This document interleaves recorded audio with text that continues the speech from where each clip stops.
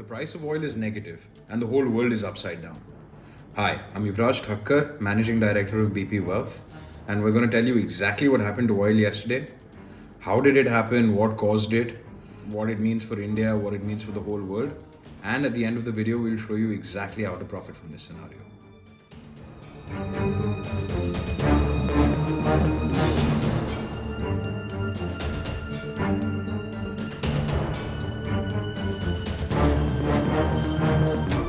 On the 20th of April, oil went through a massive and unprecedented price correction that saw prices of some contracts go down to negative $40 a barrel. That's unheard of. This was caused because of a combination of the global pandemic lockdown and because of the price war that the two largest oil producing countries are currently engaged in, which is Russia and Saudi Arabia. But most importantly, we believe that this happened because there was an oversupply and all the storage in North America, including the super tankers, the onshore collections and the pipelines, all were full.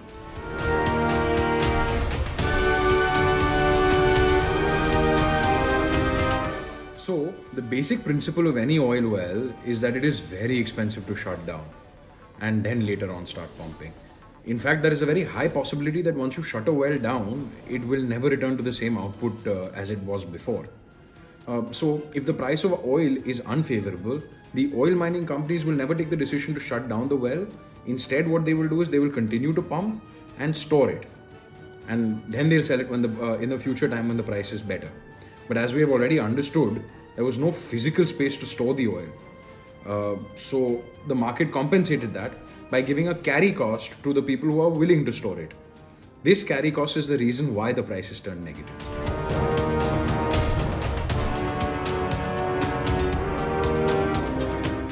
The global pandemic is only one part of the story. The larger part of the story is that earlier this year, the two largest oil producing nations in the world, which is Saudi Arabia and Russia, had a major fallout in their relations. And they terminated the agreement that they had between themselves to limit the amount of oil that they produce. This caused both countries to produce oil in full swing, causing oversupply in the market and filling up all the storage. There was a deal that they agreed to, that all the nations agreed to, but that only caused a 10% cut in production, which came too late. So this is why it created a long squeeze in the market.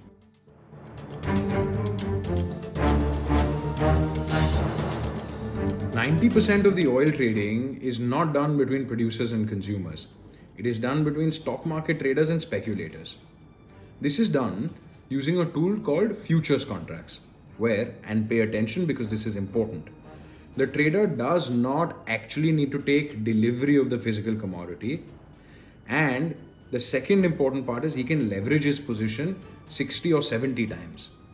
This means that for a 100 rupee investment, a trader can trade 7,000 rupees worth of oil. This becomes really risky when we start talking in larger numbers of thousands of crores.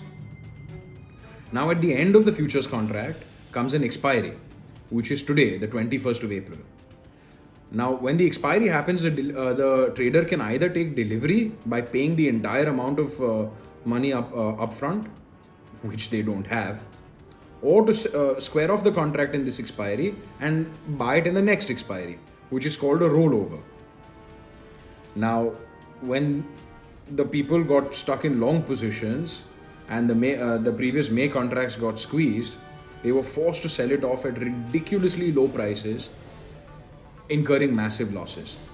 So the people who were short on oil recognized that the long players did not have the strength to take the oil and put it into storage, so they decided to squeeze their long positions, which is why it's called a long squeeze, by shorting the commodity very, very heavily, forcing the traders also then to come to the market to sell, creating more pressure on oil, which is a cascading snowballing effect which caused the price of oil to crack.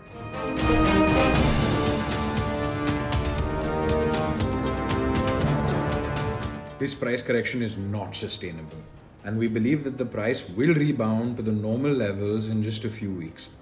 In fact, the June futures are still trading above $20 a barrel. But this has been a massive shock for the whole world, and a lot of money has been lost globally. showing exactly how fragile and interdependent our entire global ecosystem is. As for India, we believe that this is a great opportunity. Uh, in the short term and in the immediate future, the markets will move down a little bit because the foreign investors who have lost money on oil will sell off their holdings in India to pay their losses over there. But in the medium to long term, it's a massive opportunity for India. These low prices will allow the oil ministry to procure a large supply of oil at very cheap prices and use it over the coming months. This will help us plugging our fiscal deficit and it will make our country stronger.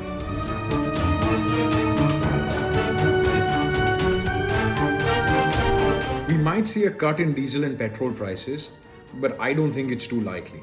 This is because the government is increasing the excise duty to manage the fiscal deficits of the country.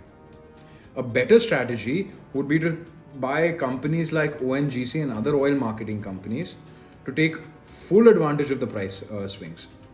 To get a full list of the recommendations that BP Wealth has, leave a comment below and we'll get back to you.